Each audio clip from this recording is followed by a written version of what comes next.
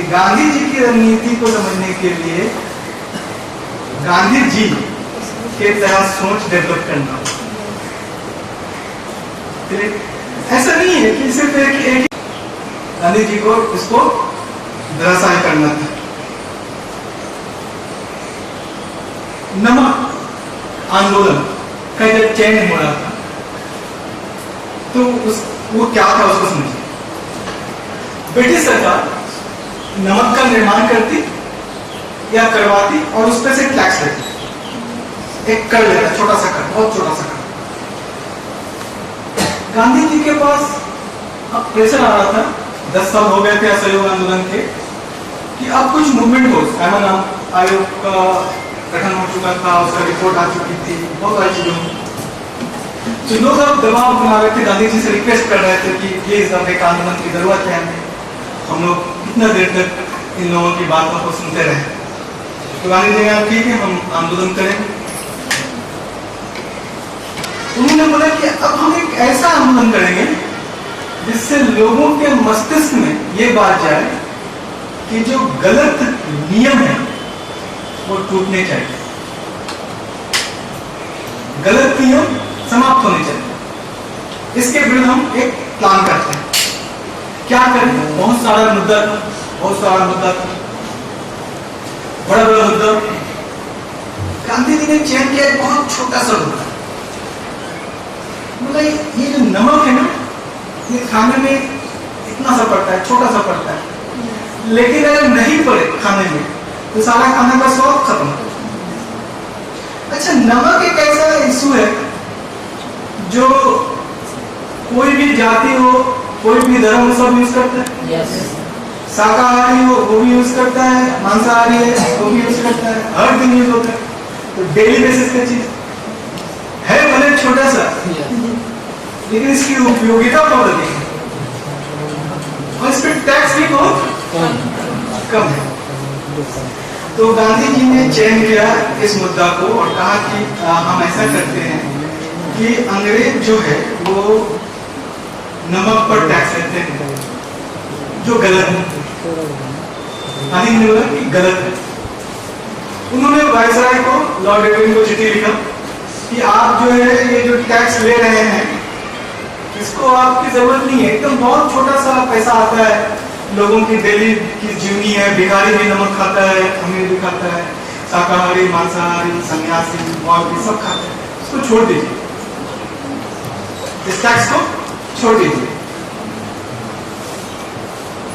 सरकार ने बोला नहीं, हम कैसे छोड़ेंगे टैक्स, जो बन गया सो बन गया, अमीर है, कभी नहीं मिटने वाला है। तो गांधी जी ने कहा कि ये गलत कानून है और ये जब गलत कानून है तो हम सविनय मतलब विनम्रता के साथ सत्य के लिए आपसे आग्रह कर रहे हैं, सत्याग्रह, कि इस कानून को या तो समाप्त कर दिया जाए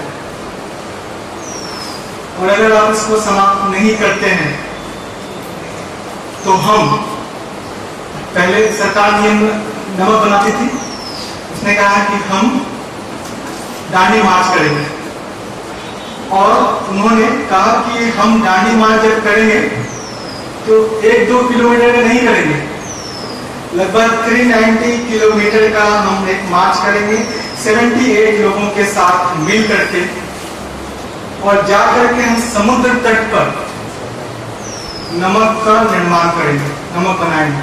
आप तो बनाने पे ऊपर आ रखे हैं, हम नमक बनाएंगे और इसके साथ साथ देश में भी जितने भी जगह है वहां पर नमक हम लोग जाके बनाएंगे और आपका ये कानून हम तोड़ेंगे क्योंकि ये गलत कानून है और हम सत्याग्रह करते हैं, सत्य के। ठीक है, इरविन को उन्होंने अपना चिट्ठी लिख करके भेज दिया तो बोल दिया उसको कि हम जाकर के वहां नमक का निर्माण करेंगे और कानून को तोड़ेंगे क्योंकि ये कानून गलत है, हम तोड़ेंगे। अच्छा, कितना दिन का समय हुआ था? 12 से लेकर 5 अप्रैल। सरकार को पूरी चुनौती थी कि देखिए हम पहले से बोल रहे हैं नमक तोड़ेंगे, नमक बना के हम आपका कानून तोड़ेंगे, अगर आपको रोकना है हमें गिरफ्तार कर लीजिए, हम पहले जा रहे हैं, गिरफ्तार करेंगे नहीं तोड़ेंगे, खुली चुनौती।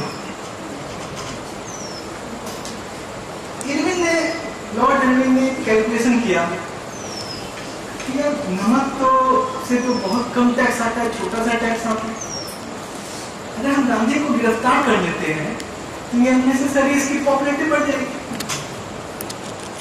क्या करें, छोड़ दें, इसको टच ही मत करो, जो करता है करने दो यार, क्या फर्क पड़ता है, नमक से 2-4 रुपए का टैक्स आता है, ठीक है। गांधी जी ने पहले बता दिया था कि गिरफ्तार करना है तो कर लीजिए, पैदल ही गाड़ा, उन्होंने छोड़ दिया और वो जाकर के नमक का निर्माण किए, और जैसे ही नमक का निर्माण हुआ उसी दिन देश के अन्य जगह पे बहुत सारे ऐसे छोटे छोटे कानून थे जिसको लोगों ने कहा कि ये गलत कानून है, उन्होंने वहां पे तोड़ना शुरू कर दिया। नमक कानून खत्म, टूट गया और गांधी जी गिरफ्तार भी नहीं हुए। इरविन को लगा बाद में कि यार ये तो बहुत बड़ा गलती हो गया, ये गलती इसलिए हुआ कि हम इसको इकोनॉमिकली सोच रहे थे कि इससे हमको कोई आर्थिक बहुत नुकसान होने वाला नहीं है, अननेसेसरी पॉपुलैरिटी, पर हुआ इसके विपरीत है, तो हम तोड़ सकते हैं। देखिए मानसिक विजय हो गया, और आप इसको कह सकते हैं कि कानून के संदर्भ में, कानून के तोड़ने के संदर्भ में ये अंग्रेजों के ताबूत का पहला किल हो गया। अब तो हर लोग हर कानून तोड़ रहा है,